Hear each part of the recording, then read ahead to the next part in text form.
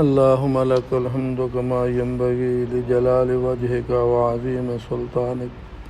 اللهم صل على محمد وعلى آل محمد كما صليت على إبراهيم وعلى آل إبراهيم إنك حميد مجيد. اللهم بارك على محمد وعلى آل محمد كما باركت على إبراهيم وعلى آل إبراهيم إنك حميد مجيد.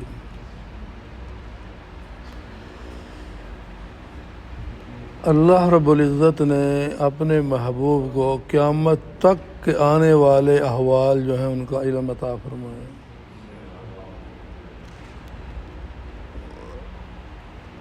ایسے ایسے معاملات جو آدمی تصور نہیں کر سکتا، رحمت کائنات صلی اللہ علیہ وسلم نے اس طرح بھی اپنا ارشاد مبارک، اپنا نورانی حکم ارشاد فرمایا ہے، نورانی طریقہ بتایا ہے. جو چیزیں ہمارے اندر مذاق ہمارے اندر رچی بسی ہوئی ہیں ان سے بھی منع فرمایا ہے. یعنی اکرام مسلم کے مسلمان کا احترام، اس کا اکرام کون سی جگہ پر ایسے ہے کہ آدمی سوچ نہیں سکتا. یہاں یہ فرمایا، بخاری شریف کی حدیث ہے، ابو ہریرہ راوی ہیں رضی اللہ تعالیٰ عنہ کہ نبی کریم علیہ السلام نے فرمایا، تم میں سے کوئی شخص اپنے مسلمان بھائی کی طرف ہتھیار سے اشارہ نہ کرے. کینچی ہے، چھری ہے، پستول ہے، کوئی چیز ہے. تم میں سے کوئی شخص اپنے مسلمان بھائی کی طرف ہتھیار سے اشارہ نہ کرے، اس لیے کہ اس کو معلوم نہیں کہ کہیں شیطان اس کے ہاتھ سے کھینچ لے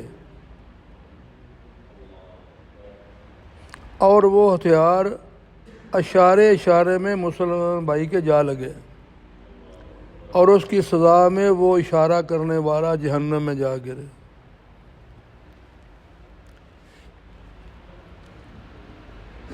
حضرت ابو ہریرہ رضی اللہ تعالیٰ عنہ فرماتے ہیں کہ نبی کریم صلی اللہ علیہ وسلم نے ارشاد فرمایا، تم میں سے کوئی شخص اپنے مسلمان بھائی کی طرف ہتھیار سے اشارہ نہ کرے، اس لیے کہ اس کو معلوم نہیں کہ کہیں شیطان اس کے ہاتھ سے ہتھیار کھینچ لے اور وہ ہتھیار اشارے میں مسلمان بھائی کے جا لگے اور اس کی سزا میں وہ اشارہ کرنے والا جہنم میں جا گرے.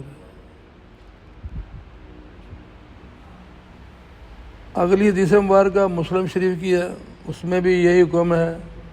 ابو ہریرہ راوی ہیں رضی اللہ تعالیٰ عنہ کہ نبی کریم ابو القاسم محمد صلی اللہ علیہ وسلم نے ارشاد فرمایا، جو شخص اپنے مسلمان بھائی کی طرف لوہے یعنی ہتھیار وغیرہ سے اشارہ کرتا ہے، اس پر فرشتے اس وقت تک لعنت کرتے رہتے ہیں جب تک وہ اس لوہے سے اشارہ کر رہے،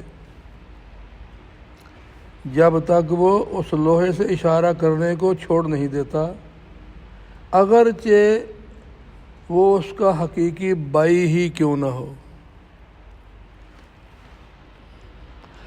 اگر چھوٹی چھوٹی باتوں پہ جنت کا وعدہ ہے تو چھوٹی چھوٹی باتوں میں جہنم کی وعید بھی ہے. کیا فرمایا؟ ابو القاسم محمد صلی اللہ علیہ وآلہ وسلم کیا ارشاد مبارک ہے، جو شخص اپنے مسلمان بھائی کی طرف لوہے یعنی ہتھیار وغیرہ سے اشارہ کرتا ہے، اس پر فرشتے اس وقت تک لعنت کرتے رہتے ہیں جب تک کہ وہ اس لوہے سے اشارہ کرنے کو چھوڑ نہیں دیتا، اگرچہ وہ اس کا حقیقی بھائی ہی کیوں نہ ہو.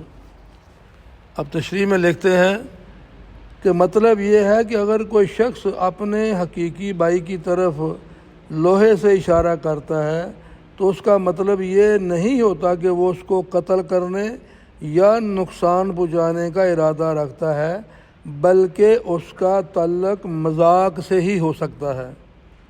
مگر اس کے باوجود فرشتے اس پر لعنت بھیجتے ہیں۔ اس رشاد مبارک کا مقصد کسی مسلمان پر اشارہ تن بھی ہتھیار یا لوہے اٹھانے سے سختی سے روکنا ہے۔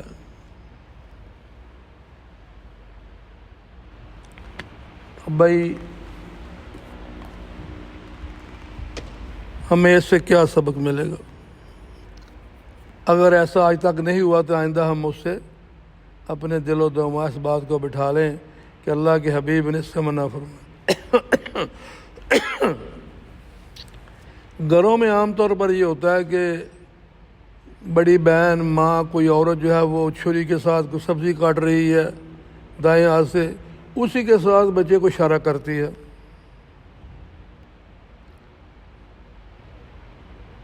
منع کیا گیا ہے۔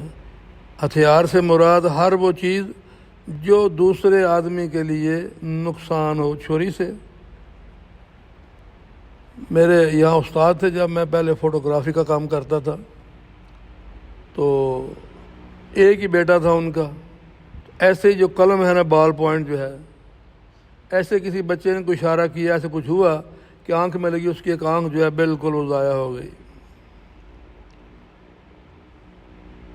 تو یہاں بچے کے لیے پینسل آ گئی، چھری آ گئی، کینچی آ گئی، اور ایسی چیز جیسے بچے کو سمجھ نہیں کہ یہ کیا کرے گی۔ اس لیے گھر میں بچوں کو ایسی چیزوں سے روکنا ہے، جو یہ چیزیں بچوں سے دور رکھنی ہے۔ اب مثال کے طور پر بہت پرانی بات ہے یہ، بچے ان کے سامنے گھر والوں نے قربانی کا جانور ذبح کیا، اور یہ حقیقت ہے، مذاق نہیں ہے یہ، یا کہاوت نہیں ہے، مسلمہ مصدقہ خبر ہے یہ، لیکن ہے بہت پرانی۔ اب بچوں نے دیکھا کہ ایسے چھری سے جناب وہ جانور کو ذبح کیا ہے۔ اب وہ 3 بھائی تھے گھر میں، وہ چھری ان کے سامنے پڑی تھی، کہتا ہے وہ اس نے کیسے کیا تھا؟ تو بھائی تو لیٹ رہا ذرا۔ اب وہ لیٹا، اس نے جناب اس کو گلا کاٹ دیا۔ اب وہ دونوں، ایک تو مر گیا، دونوں بھاگ گئے۔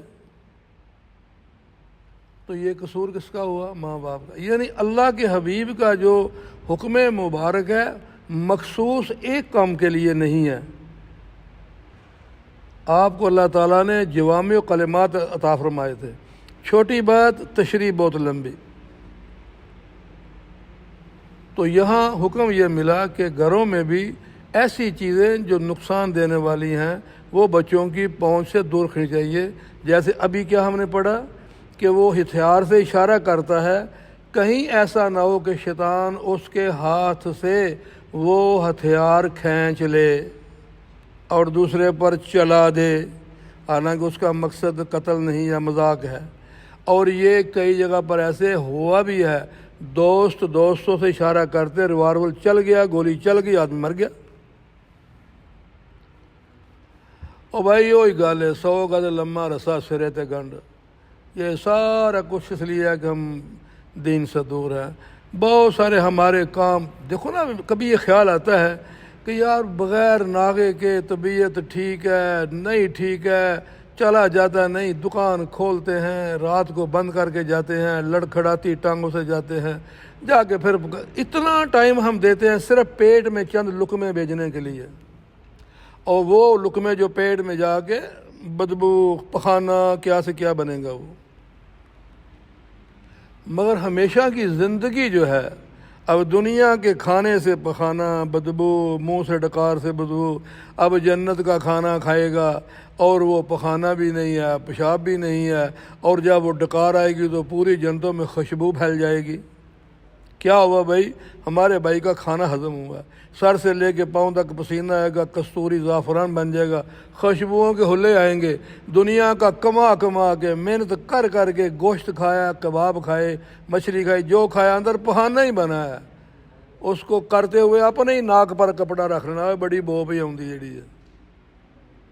ایک وہ کھانا جو جنت کا ہوگا، اس کی تیاری بھی تو ہم نے دنیا ہی کرنی ہے۔ تو کہنے کا مقصد یہ ہے کہ جہاں ہم دنیاوی غرض و غائد کے لیے اتنی محنت کرتے ہیں، روزانہ 8 گھنٹے 12 گھنٹے کام کرتے ہیں، کبھی تھوڑا ٹائم 10-15 منٹ آدھا گھنٹہ دیں۔ ابھی تو جیسے ایک مفتی صاحب بیان سن رہے تھے، کہتے ہیں یار بڑی عجیب بات ہے کبھی پہلے گھنٹوں گھنٹوں لوگ بیان سنتے تھے، قرآن پاک کی تلاوت ہوتی تھی، آدمی جام ہو کے بیٹھ جاتے تھے۔ اب وہ گھنٹوں سے کیا آگے، گھنٹے پر آ گئے، آدھا گھنٹہ، او مول صاحب نہیں اتنا ٹائم نہیں ہوتا، شارٹ کلپ بس۔ ابھی آتے ہیں نا یہ یوٹیوب پر، بات سمجھ نہیں آتی، کٹ، مجھے آدمی سنتے نہیں ہیں، تو جو سنا اس کا کیا فائدہ؟ مانا یہ کہ اب اس کو تلاش کرے، بنائے، ہمارے اکاؤنٹ میں پیسے آتے جائیں، بس وہ ہمارے فیور بڑھتے جائیں، تو کیا فائدہ؟ جب ایک بات سمجھنے کے قریب ہوئی کہ آگے کیا ہوا تو وہاں بند ہو گیا، تو کیا سمجھایا بھائی آپ نے؟ یہ ساری چیزیں جو ہے نا بہت بہت گہری سازش ہے، کس طرح مسلمانوں کو مسروق ہے۔ جناب مول صاحب ٹھیک ہے، بس ذرا بات آپ مختصر کریں ذرا۔ اچھا لمبی بات کون سی کروں؟ بزنس کی کرو، کاروبار کی کرو، اور جناب جو ہو رہا ہے وہ کرو۔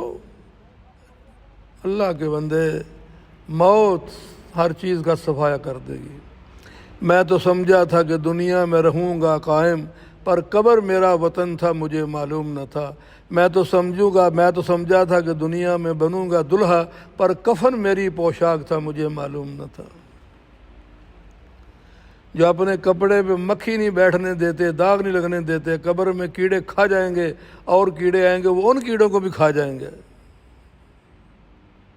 اللہ کے ہاں کیا ہے؟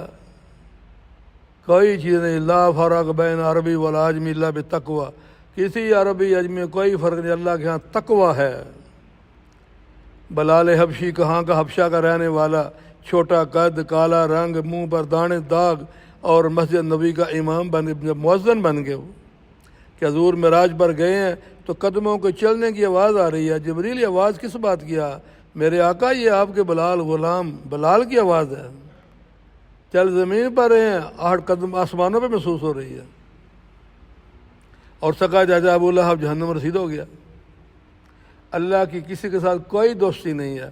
تو یہاں آج کی حدیث مبارکہ میں ہم نے یہ پڑھا ہے کہ کوئی دوست، کوئی بھائی کسی کی طرف اپنے ہتھیار سے اشارہ نہ کرے، کہیں ایسا نہ ہو کہ شیطان اس کے ہاتھ سے ہتھیار کھینچ لے اور وہ ہتھیار چل جائے، حالانکہ اس کی نیت قتل کی نہیں ہے، مارنے کی نہیں ہے، اس کے باوجود وہ اشارہ کرنے والا جہنم رسید ہو جائے گا۔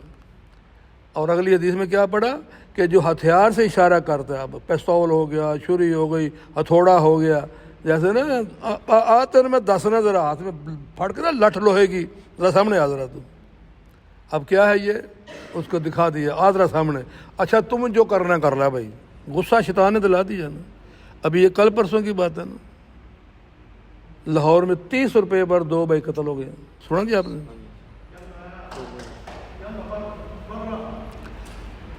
کیا وہ 30 روپے نے جو ہے نا وہ تہ چڑھا دیا۔ تو اللہ تعالی ہمیں عمل کی توفیق عطا فرمائے۔ اللہم لک الحمد کما ینبغی لجلال وجهک۔ انا سامح لك، انا مش الوزاره اللي سامحاك. يلا اتفضل يلا. اللہم لک الحمد کما ینبغی لجلال وجهک وعظیم سلطانک۔ اللہم لک الحمد کما ینبغی لجلال وجهک وعظیم سلطانک۔ اللہم صلی علی محمد وعلی آل محمد كما صليت على إبراهيم وعلى آل إبراهيم إنك حميد مجيد۔ اللهم بارك على محمد وعلى آل محمد كما باركت على إبراهيم وعلى آل إبراهيم إنك حميد مجيد۔ اللهم إني أسألك من خير ما سألك منه نبيك وعبدك ورسولك وحبيبك سيدنا محمد صلى الله تعالى عليه وآله وسلم أنت اللهم لك ربنا آتنا في الدنيا حسنة وفي الآخرة حسنة وقنا عذاب النار وقنا عذاب القبر وقنا عذاب الحشر وقنا عذاب الميزان وقنا عذاب السكر وقنا عذاب المرض وقنا عذاب الدين وادخلنا الجنة مع الأبرار يا عزيز يا غفار يا رب العالمين۔ ربنا تقبل منا إنك أنت السميع العليم وتب علينا إنك أنت التواب الرحيم۔ صلى الله تعالى على خلقه محمد وآله وصحابه وأزواجه وذرياته أجمعين برحمتك يا أرحم الراحمين۔